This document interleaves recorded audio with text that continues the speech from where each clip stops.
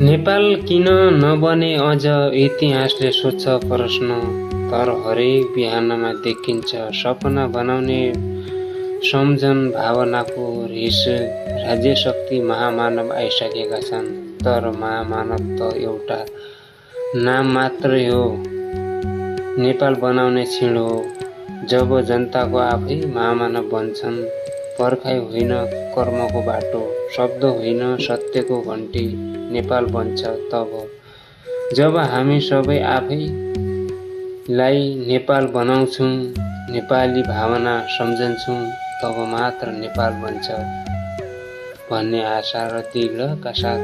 यहाँहरूको मन पनि कटक्कै दुख्यो होला भन्ने मैले ठुलो आशा र मनन चिन्तन गरेको र सम्पूर्ण साथीहरूलाई सम्झने पनि चाहे।